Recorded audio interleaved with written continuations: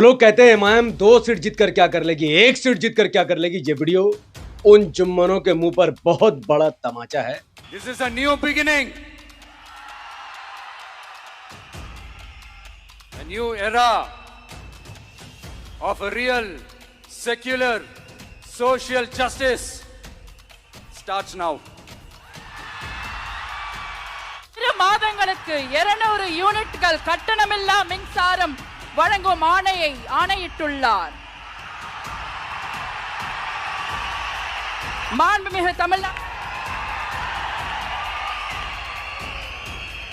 तमिलनाडु विधानसभा election 2026 के नतीजों के बाद यह तो साफ हो गया कि 1 सीट हो या 2 सीट, कोई भी पार्टी 2 सीट के साथ भी सरकार बना सकती है और 1 सीट के साथ भी सरकार बना सकती है। तमिलनाडु का नया सीएम विजय थलापति बन चुके हैं, लेकिन विजय थलापति अपने दम पर सरकार नहीं बनाए हैं, बल्कि उन्होंने उन पार्टियों का समर्थन लिया है जिन पार्टियों के पास या तो 2 विधानसभा की सीटें हैं या तो 3 विधानसभा की सीटें हैं। तमिलनाडु इलेक्शन के बाद यह तो साफ हो चुका है कि जितने हिंदी बेल्ट और उर्दू बेल्ट में मुसलमान रहते हैं, जिनका यह सोचना था कि 1 सीट जीतकर एमआईएम सिर्फ वोट काट सकती है और कोई भी पार्टी जो 2 सीट जीत सकती है वो सरकार नहीं बना सकती, उनके मुंह पर बहुत बड़ा तमाचा तमिलनाडु की जनता ने दिया है। क्योंकि तमिलनाडु ये जो सरकार नहीं बनी है विजय थलापति के सीएम बनने में और तमिलनाडु के सरकार बनने में सबसे बड़ा हाथ एक मुस्लिम पार्टी का है जिसका नाम है आईयूएमएल। तमिलनाडु विधानसभा इलेक्शन 2026 के नतीजे जब सामने आए तो पता चला कि विजय थलापति की पार्टी 108 सीटों के साथ तमिलनाडु की सबसे बड़ी पार्टी बन चुकी है।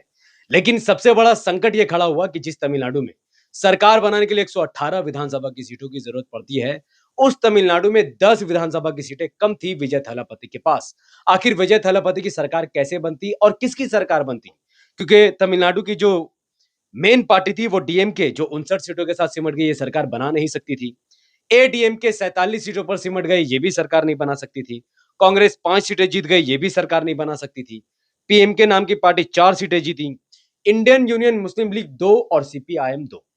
यहां पर जो सबसे बड़ा मामला खड़ा हुआ कि टीवीके यानी विजय थलापति की पार्टी को 10 सीटों की जरूरत थी और पीएमके नाम की पार्टी जो 4 विधानसभा की सीटें जीती थी, उन्होंने समर्थन देने के लिए एक शर्त रखी कि विजय थलापति तो सीएम होंगे लेकिन डिप्टी सीएम उनका होगा।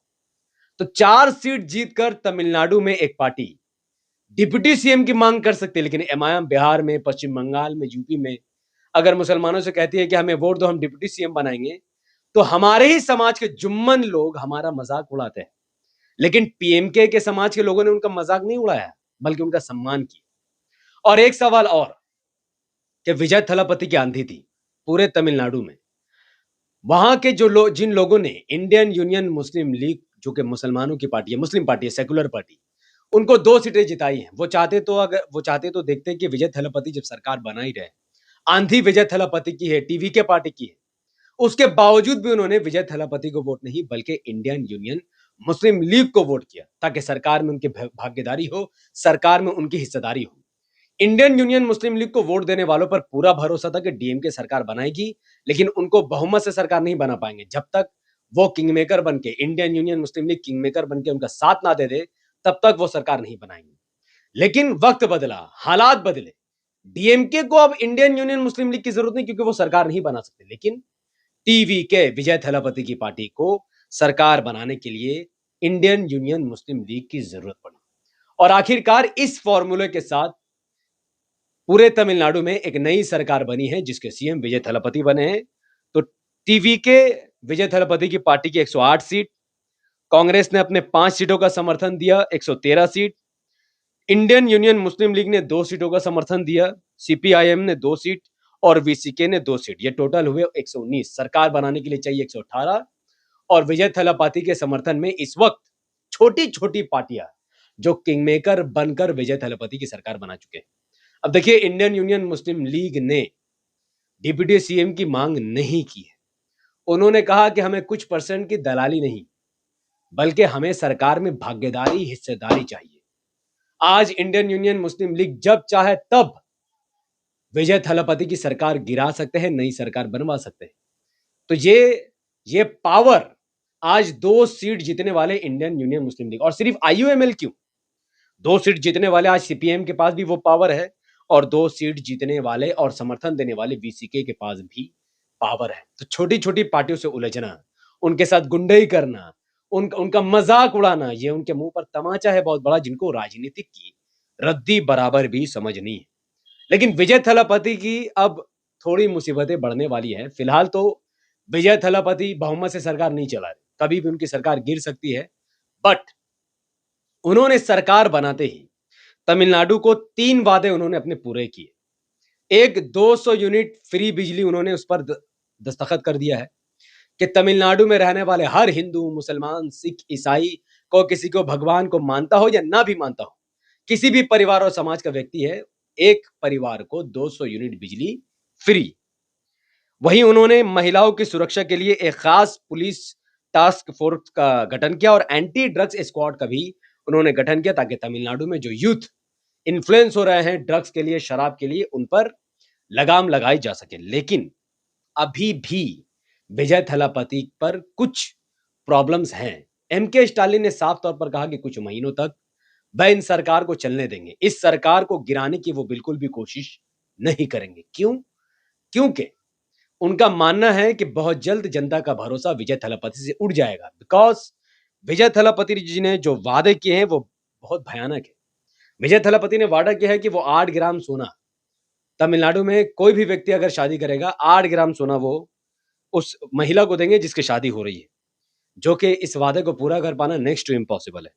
2,500 रुपए वो महीना देंगे हर महिला को, 4,000 रुपए वो बेरोजगारों को देंगे, 15,000 रुपए हर बच्चों पर एजुकेशन के लिए खर्च करेंगे, 2,000 रुपए हर डिप्लोमा होल्डर को देंगे, 6 फ्री गैस सिलेंडर वो हर परिवार को देंगे, 6 फ्री गैस सिलेंडर, 25 लाख रुपए हर फैमिली को हेल्थ इंश्योरेंस, फ्री बस travel for women, free sanitary pads and interest loan free for 5 lakh. तो देखिए, इसमें से इंटरेस्ट लोन फ्री वो दे सकते हैं, फ्री सैनिटरी पैड वो हर महिला को दे सकते हैं, 25 माफ करना, फ्री बस ट्रेवल वुमेन के लिए वो कर सकते हैं, ये उनके हाथ में है, और 2,500 रुपए हर महीना हर औरत को दे सकते हैं। 4 वादे तो वो पूरा कर सकेंगे। जो बड़े-बड़े वादे हैं, जो करीबन 7-8 बड़े वादे हैं, इसको पूरा करना नेक्स्ट टू इम्पॉसिबल है, क्योंकि तमिलनाडु की जो बजट है, ये उस बजट को सपोर्ट नहीं करता है। अब या तो विजय थलापति बाहर से बहुत हेविली इन्वेस्टमेंट लाएंगे और तमिलनाडु का जो इकोनॉमी है उसको हेविली बूस्ट करेंगे,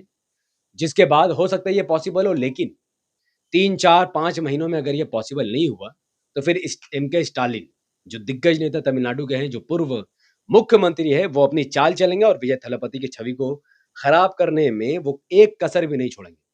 और उसके बाद जो राजनीति तमिलनाडु में देखने को मिलेगी, डेवलपमेंट की राजनीति, भरोसा दिलाने और तोड़ने की राजनीति, तमिलनाडु के विकास की राजनीति, वो बहुत अहम होगा। विजय थलापति वर्सेस एमके स्टालिन, जब ये लोग विधानसभा में बहस करेंगे, चर्चा करेंगे, मजा आ जाएगा।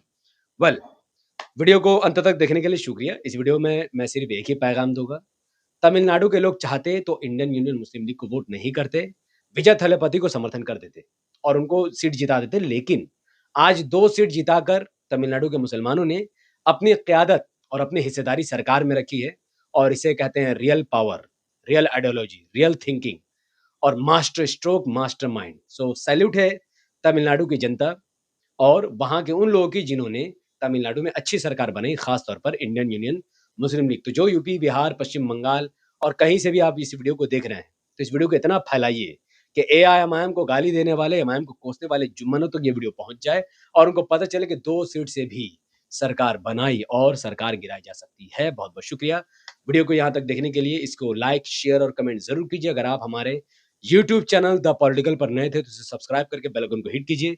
अगर आप सब इस वीडियो को हमारे फेसबुक पेज द पॉलिटिकल पर देख रहे थे तो इसे लाइक और फॉलो करके 5 बड़े ग्रुप में शेयर कीजिए। मुझे अपनी दुआ में याद रखें। बहुत बहुत शुक्रिया। अस्सलाम वालेकुम रहमतुल्लाहि व बरकात।